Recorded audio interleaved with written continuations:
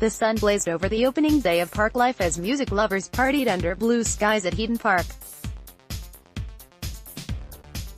Around 80,000 festival goers flooded through the gates to watch a Saturday bill packed with acts including the XXN*ERD, Lorde, Jessie Ware and Sampha. There was a distinctly Mancunian spirit to this year's festival, which featured a performance from the Manchester Survivors Choir mid-afternoon. Made up of parents and children who survived the attack, some of them badly injured, the group were met with huge cheers as they took to Parklife's main stage for an emotional performance with Manc band pros, singing their charity single A City United. Introducing them, Greater Manchester Mayor Andy Burnham said, "They symbolize the people of Manchester. The strength, the resilience, the solidarity, the positivity. Love of music, the determination to make sure hope always triumphs over fear." Watch Manchester Survivors Choir sing at Parklife 2018. The Survivors Choir backstage at Parklife with Sasha Lorde and Andy Burnham. The Manchester Pride continued over on the festival's incredible new Blade Runner-inspired Valley stage, where local hip-hop collective Levels finished their set with a cover of Oasis' Wonderwall, in their own inimitable style, against the backdrop of the stage's spectacular Tokyo cityscape. It was a more soulful affair over on the main stage as Jessie Ware mixed hits from her latest, critically acclaimed album Glass House with back catalog favorites, and the wistful wildest moments has never sounded better than with the sun streaming down on a crowd in her thrall. Jessie Ware, Image, Manchester Evening News. It was something of a hometown show for the Manchester United fan, her family live in Whitefield, and she told the ME and her mum was among the fans in the crowd. Despite being a Mercury Prize winner and a frequent Kanye and Drake collaborator, Sampha only pulls in a modest-sized crowd on the main stage after her. Whether that's because people are hiding intense from today's searing heat or they'd rather lose their mind to pounding deep house is anyone's guess. Elsewhere, stages including the Hangar and El Row are packed. Still, that doesn't stop the 29-year-old from belting out those warm, pained, pitch-perfect vocals that have made him such hot property over the years.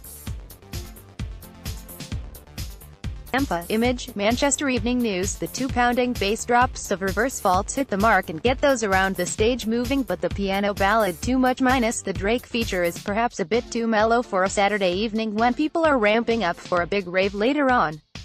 Lorde picks up the tempo with a set drawing from last year's phenomenal melodrama. Still just 21, she works the stage with a self-assurance beyond her years in a sheer, flowing pink three-piece tracksuit backed by a troupe of white-clad backing dancers. But then, she's always been a precocious talent. Written when she was just 16, her first album Pure Heroine marked her out as one of the most distinctive voices in pop, and its songs of suburban teenage melees still stand up well alongside her worldlier, more mature newer material.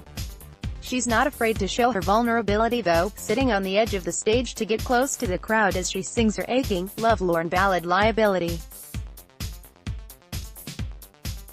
Lorde at Parklife 2018. Image, Manchester Evening News. I want to sing you a song about being lonely, which is a really strange thing to sing at 6 p.m. in the sunshine, she says.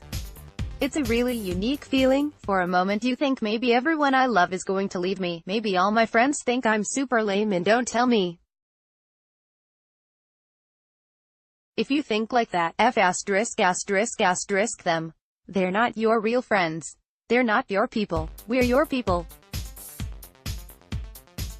I'm your people. While her breakthrough hit Royals is what most of the crowd have come to watch, hands in the air, her euphoric set Closer green light shows exactly why David Bowie proclaimed her the future of music. When she asks if everyone is excited for ***ERD, the roar of excitement is more of a murmur. If she'd have asked if people were excited for Pharrell Williams' ***ERD, it's likely the cheers would have been considerably louder. NERD at Parklife 2018. Image, Manchester Evening News. Despite being one of the most important rap and production outfits of all time, ***ERD's biggest albums were released in 2001 and 2003 when many of the crowd were probably babies or toddlers. Still, when Pharrell and co play the big hitters like Rockstar and She Wants to Move, it gets the reaction you'd expect. but many numbers, even 2017's Lemon featuring Rihanna from N*ERD's self-titled album feel more like filler than high points. Williams also mentions last year's Manchester Arena attack, asking the audience to hold one another up and look out for each other. "This is the place where evil tried to come," at Ariana Grande's concert, he says. "We watched this town, this Brazilian place stand up and look evil in the face and say F***********, Skepta headlines Sunday night at Parklife 2018 stage times and set list with the crowd now firmly on side, the outfit launch into a medley of songs provided by Pharrell and the Neptunes, Pharrell and fellow N*ERD bandmate Chad Hugo, including clips as Grindin', Snoop's Drop It Like It's Hot and Kendrick Lamar's Alright, which get the bodies bouncing it and people dancing. Pharrell Williams performs with N*ERD at Parklife 2018. Image, Manchester Evening News. Meanwhile, over in the Sounds of the Near Future tent, Simon Green, bonobo to many of us, plays a full live set in the Sounds of the Near Future tent rather than his high-energy DJ sets that often grace the Warehouse project on Store Street during the winter months. The result is somewhere in between total zen and progressive melodic rock akin to Scottish instrumental connoisseurs Mogwai. The harp-led dream pop of Break Apart from last year's album Migration is the sort of soothing arm around the shoulder that makes the SOTNF the most peaceful place to be right now. It also serves as a reminder that Simon Green has more in his locker than most producers around these days. A sundown set from the XX brings the day to a blissed-out end, winding down the crowds with their brooding, electro-pop.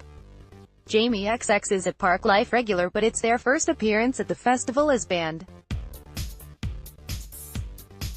The XX at Parklife. Image, Vincent Cole, Manchester Evening News. After an ambient start to an ambivalent crowd, the set builds to an electric finale with fan favorites like Shelter, Loud Places, and Intro filling the arena with thundering bass and blinding strobes.